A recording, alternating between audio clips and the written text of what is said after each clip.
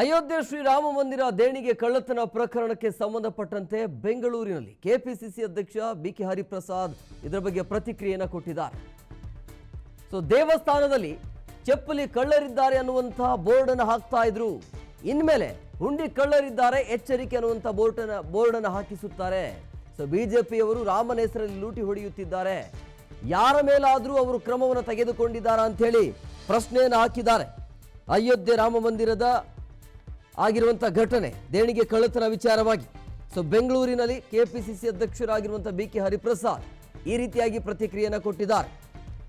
ದೇವಸ್ಥಾನದಲ್ಲಿ ಚಪ್ಪಲಿ ಕಳ್ಳರಿದ್ದಾರೆ ಅನ್ನುವಂಥ ಬೋರ್ಡ್ ಅನ್ನು ಹಾಕ್ತಾ ಇದ್ರು.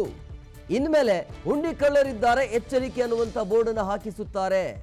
ಬಿಜೆಪಿಯವರು ರಾಮನ ಹೆಸರಲ್ಲಿ ಲೂಟಿ ಹೊಡೆಯುತ್ತಿದ್ದಾರೆ, ಯಾರ ಮೇಲಾದರೂ ಕ್ರಮ ಆಗಿದೆಯಾ, ಇದುವರೆಗೂ ಕ್ರಮವನ್ನು ತೆಗೆದುಕೊಂಡಿದ್ದಾರಾ ಅಂತ ಇವರು ಪ್ರಶ್ನೆಯನ್ನು ಹಾಕಿದ್ದಾರೆ. ಈ ವಿಚಾರವಾಗಿ ರಾಮ ಮಂದಿರ ಅಯೋಧ್ಯೆಯ ರಾಮ ಮಂದಿರದಲ್ಲಿ ಆಗಿರುವಂಥ ದೇಣಿಗೆ ಕಳ್ಳತನ ಆ ವಿಚಾರವಾಗಿ ಮಾತನಾಡಿದರು. ಈ ಹಿಂದೆ ದೇವಸ್ಥಾನದಲ್ಲಿ ಚಪ್ಪಲಿ ಕಳ್ಳರಿದ್ದಾರೆ ಅನ್ನುವಂಥ ಬೋರ್ಡ್ ಹಾಕಲಾಗ್ತಾ ಇತ್ತು, ಈಗಲೂ ಕೂಡ ಇರುತ್ತೆ. ಇನ್ನು ಮುಂದೆ ಹುಂಡಿ ಕಳ್ಳರಿದ್ದಾರೆ ಎಚ್ಚರಿಕೆ ಅನ್ನುವಂಥ ಬೋರ್ಡನ್ನು ಹಾಕಬೇಕಾಗತ್ತೆ ಅಂತ ಪರಿಸ್ಥಿತಿಗೆ ನಾವು ಬಂದಿದ್ದೇವೆ ಅಂತ ಬಿಜೆಪಿಯವರು ರಾಮನ ಹೆಸರಲ್ಲಿ ಲೂಟಿ ಹೊಡಿತಿದ್ದಾರೆ ಅಂಥೇಳಿ ಈ ರೀತಿಯಾಗಿ ಬೆಂಗಳೂರಿನಲ್ಲಿ ಕೆಪಿಸಿಸಿ ಅಧ್ಯಕ್ಷ ಬಿಕೆ ಹರಿಪ್ರಸಾದ್ ಆಕ್ರೋಶವನ್ನು ಹೊರಹಾಕಿದ್ದಾರೆ. ಈ ಘಟನೆ ಆದ ಮೇಲೆ ಇದುವರೆಗೂ ಕೂಡ ಒಬ್ಬರ ಮೇಲೂ ಕೂಡ ಕ್ರಮ ಆಗಿಲ್ಲ. ಅವ್ರನ್ನ ಅರೆಸ್ಟ್ ಮಾಡೋದು, ಬಂಧನ ಮಾಡೋದು ಆಗ್ತಾ ಇದೆ ಬಿಟ್ಟರೆ ಯಾರದು ತಪ್ಪು, ಯಾರ ಕೈವಾಡದಿಂದ ಆಗಿದೆ ಇದುವರೆಗೂ ಕೂಡ ಕನ್ಫರ್ಮ್ ಆಗಿ ಹೇಳ್ತಾ ಇಲ್ಲ. ಹಂಗಾಗಿ ಬಿಜೆಪಿಯವರು ರಾಮನ ಹೆಸರಲ್ಲಿ ಲೂಟಿ ಹೊಡಿತಿದ್ದಾರೆ. ಈ ಹುಂಡಿ ಕಳ್ಳತನ ಕೋಟ್ಯಾಂತರ ರೂಪಾಯಿ ಎಲ್ಲಿ ಹೋಯಿತು ಅನ್ನೋದ್ರ ಬಗ್ಗೆ ಇವರ ಪ್ರಶ್ನೆ.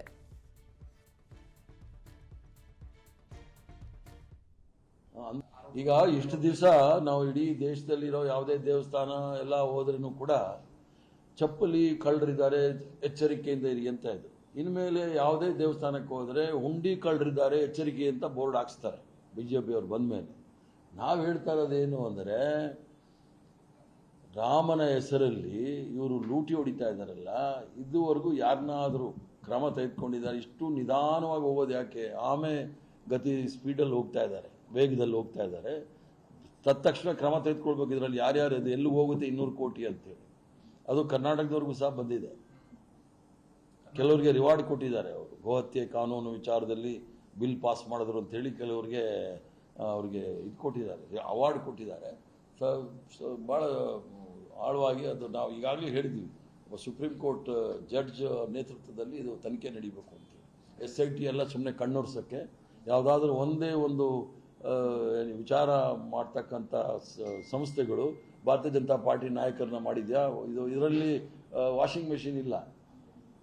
ನಾವಂತೂ ಆ ವಾಷಿಂಗ್ ಮೆಷಿನಲ್ಲಿ ಅವ್ರನ್ನೆಲ್ಲ ಹಾಕೋದೇ ಇಲ್ಲ, ಅವ್ರನ್ನೆಲ್ಲ ಜೈಲಿಗೆ ಕಳಿಸ್ಬೇಕು. ಅಲ್ಲ, ದೇಶದ ತುಂಬ ಅನ್ರಿಜಿಸ್ಟರ್ಡ್ ಸಂಸ್ಥೆಗಳೇ ಈ ತೊಂದರೆ ಕೊಡ್ತಾ ಇರೋದು.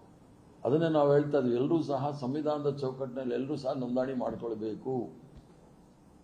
ಒಂದು ವ್ಯವಸ್ಥೆ ಇದೆಯಲ್ಲ, ವ್ಯವಸ್ಥೆಯಲ್ಲಿ ಹೋಗ್ಬೇಕಾಗುತ್ತೆ. ಅದು ನಂಬಿಕೆ, ಮೂಢನಂಬಿಕೆ, ಅಂಧಭಕ್ತರು ನಡೆಯೋದಿಲ್ಲ. ಕಾಂಗ್ರೆಸ್ ನಾವು ಕಾರ್ಯಕ್ರಮ ತಂದಾಗ, ಮಹಾತ್ಮ ಗಾಂಧಿ ರಾಷ್ಟ್ರೀಯ ಉದ್ಯೋಗ ಖಾತರಿ ಯೋಜನೆಯನ್ನು ತಂದಾಗ, ಗ್ರಾಮೀಣ ಪ್ರದೇಶದಲ್ಲಿ ಇರ್ತಕ್ಕಂಥ ಕೃಷಿ ಕಾರ್ಮಿಕರಿಗೆ, ಬಡವರಿಗೆ, ಅವ್ರಿಗೆ ವರ್ಷಕ್ಕೆ 100 ದಿನಗಳ ಕಾಲ ಉದ್ಯೋಗ ಅವಕಾಶವನ್ನು ಕೊಡಬೇಕು ಅಂತ ಮಾಡಿದ್ವಿ. ಇವ್ರು ತಂದಿರೋದು ಉದ್ಯೋಗ ಅವಕಾಶಗಳನ್ನೆಲ್ಲ ಮುಗಿಸೋಕ್ಕೆ. ಯಾಕಂದರೆ ಅವರ ಬಂಚ್ ಆಫ್ ಥಾಟ್ಸ್, ಗೋಲ್ವರ್ಕರ್ ಅವರ ಸಿದ್ಧಾಂತನೇ ಅದು, ಬಡವರ ಬೆನ್ನು ಮುಡಿದ್ರೆ ಅವರೆಲ್ಲರೂ ನಮ್ಮ ಗುಲಾಮರಾಗಿರ್ತಾರೆ ಅಂತ ಹೇಳಿ ಮನುಷ್ಯರನ್ನ ಗುಲಾಮರಾಗಿ ಮಾಡಲಿಕ್ಕೆ ಇದೊಂದು ಮೊದಲನೇ ಹೆಜ್ಜೆ ಇಟ್ಟಿದ್ದಾರೆ. ಅದೇನೋ ರಾಮ್ಜಿ ಮಾಡ್ಕೊಂಡು ಈಗ ಇಷ್ಟು ದಿವಸ